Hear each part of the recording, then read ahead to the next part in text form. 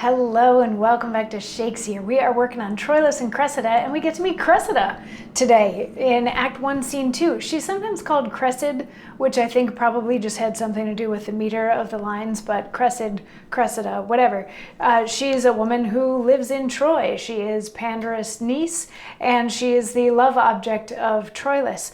And she starts out this scene, remember yesterday we met Troilus, and he is lovesick over Cressida and knows that the only way that he's going to be able to get to Cressida is through her uncle Pandarus, but then he had to go because Paris was wounded. Yeah, Paris was wounded by Menelaus. Anyway, so he went off to do some fighting because we're in the middle of the Trojan War. So at the top of Act 1, Scene 2, Cressida is talking to her man, Alexander, a servant of hers, and he tells her that Hector left really early this morning and was very angry, and she's like, well, why was he so angry?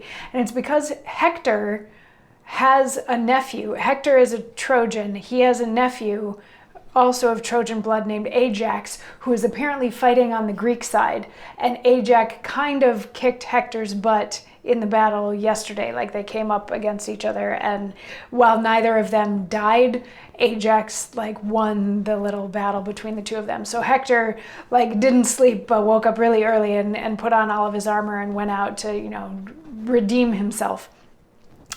And then Pandarus comes in, and he and Cressida start talking about various men and various silly things, and Pandarus keeps talking Troilus up and saying things like, oh, I'm sure that Helen prefers Troilus to Paris because she was flirting with him, and she found the one white hair in his beard, and they made a joke out of it that that was the old one, and all the other ones are the children of Troy and all this sort of stuff. And she asked which one was Paris, and he's like, here, this one that has split ends, and he pulled it out and he gave it to her, and everybody thought that was hysterical.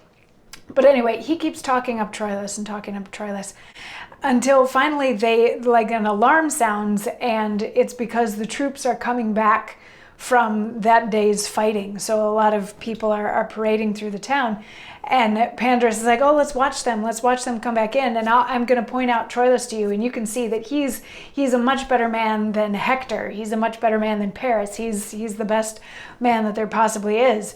And Cressida is like, all right, well, we'll take a look at these guys. Like, who's that, and who's that, and who's that? And Pandarus tells her who each person is that's coming in, but brings it back around to, but Troilus is better, and keep an eye out for Troilus, and where's Troilus? And, that guy's pretty good, but Troilus is better, sort of a thing. And finally Troilus comes in, and they sort of wave, and Pandarus is like, Troilus, hi. And Cressida's like, oh my God, I can't believe he's doing that. And then a lot of the lesser known or unnamed in the context of this play soldiers come in, and Pandarus is like, yeah, they're not worth anything. This is the rabble. We got to get out of here. And a messenger comes in and says to Pandarus, Troilus would like to see you right now in his chambers. And Pandarus is like, okay, I'm going. And he says to Cressida on his way out, he's like, yeah, and I'm going to bring you a token from him. And she's like, what, why? And he's like, to show that he likes you. And she says, by the same token, you are a bawd. And then Pandarus leaves. Words, vows, gifts, tears, and love's full sacrifice he offers in another's enterprise. But more in Troilus thousandfold I see than in the glass of Pandar's praise may be. Yet hold I off. Women are angels wooing. Things won are done. Joy's soul lies in the doing. That she believed knows not, that knows not this. Men prize the thing ungained more than it is. That she was never yet, that ever knew love got so sweet as when desire did sue. Therefore this maxim out of love I teach. Achievement is command, ungained, beseech.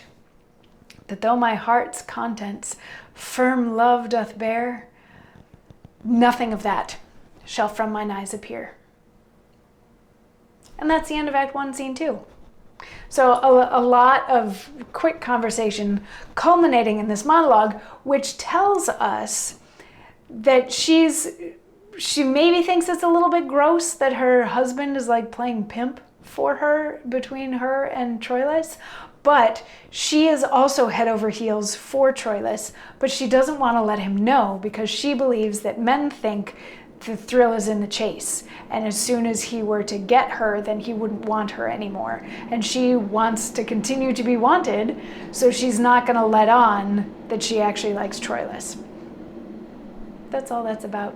Yeah, and that's the end of Act 1, Scene 2. So now we've met the title characters, but there's still a lot left to go. I mean, there's like 3 more years of war ahead of us before the whole thing's sorted out. So anyway, come on back tomorrow for more. Mwah.